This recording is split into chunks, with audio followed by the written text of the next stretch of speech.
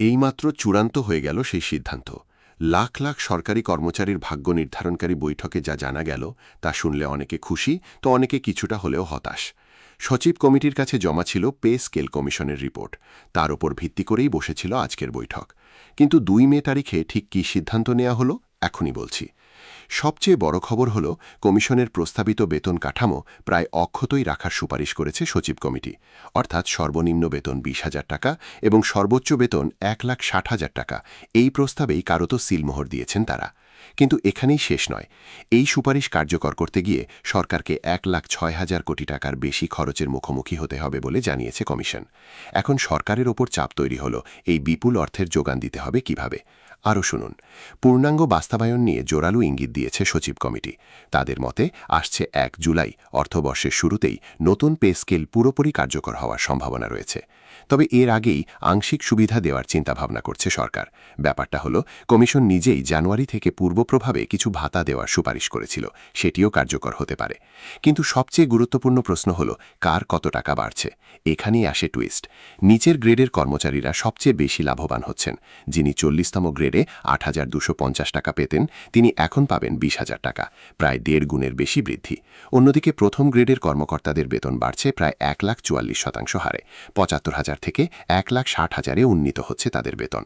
বিদ্রোহের আগুন জ্বলছে মধ্য গ্রেডের কর্মচারীদের মধ্যে, কেননা উচ্চ পদে যারা আছেন তাদের তুলনামূলক বৃদ্ধির হার কম রাখা হয়েছে। দশম গ্রেডের এক কর্মকর্তার বেতন ১৬,০০০ থেকে বাড়িয়ে ৩৮,০০০ টাকা করার কথা বলা হয়েছে। পাশাপাশি ১৫তম গ্রেডের কর্মচারীর বেতন ৯,৫০০ থেকে ২৪,০০০-এ উন্নীত হচ্ছে। এটা আগের তুলনায় প্রায় ৩.৫ গুণ বেশি। তথাপি অনেকেই মনে করছেন, মূল্যস্ফীতির সাথে তাল মিলিয়ে এই বৃদ্ধি যথেষ্ট নয়। পেনশনভোগীদের জন্য রয়েছে সুখবর।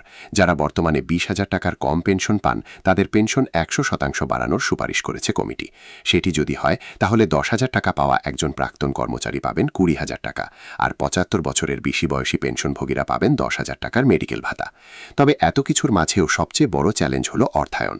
অর্থনীতিবিদদের মতে পে স্কেল বাস্তবায়নে বিপুল অঙ্কের টাকা প্রয়োজন। বাজেট ঘাটতি আরও বাড়তে পারে। ইতিমধ্যে প্রধান উপদেষ্টার অর্থ উপদেষ্টা জানিয়েছেন, চাপ সামাল দিতে রাজস্ব আয় বাড়ানোর ওপর জোর দেওয়া হবে। বাস্তবায়ন প্রক্রিয়া এখন সচিব কমিটির হাত ছাড়িয়ে মন্ত্রিসভায় যাবে। সেখানেই চূড়ান্ত অনুমোদন পেতে পারে এই প্রস্তাবনা।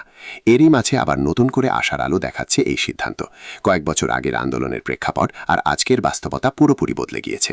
কর্মচারীদের একাংশ বলছেন, অন্তত এই সংকটের সময় পরিবারের খরচ সামাল দেওয়ার মতো আয় এখন হাতে আসবে। ভিডিওটি শেষ করার আগে জেনে নিন আরও একটি তথ্য। সচিব কমিটির সুপারিশ অনুযায়ী টিফিন ভাতা বাড়িয়ে ১,০০০ টাকা করার কথা বলা হয়েছে, বর্তমানে যা মাত্র ২০০ টাকা। বৈশাখী ভাতা বা বোনাস বাড়িয়ে মূল বেতনের ৫০% করার প্রস্তাব রয়েছে। এই ভাতাগুলো কার্যকর হলে মাস শেষে হাতে আসা টাকার অঙ্কে ব্যাপক পার্থক্য আসবে। তো বন্ধুরা, আজকের নিউজ এখানেই শেষ। ভিডিওটি ভালো লাগলে লাইক করুন, শেয়ার করুন এবং সাবস্ক্রাইব করুন। কমেন্টে জানান আপনার মতামত। ধন্যবাদ।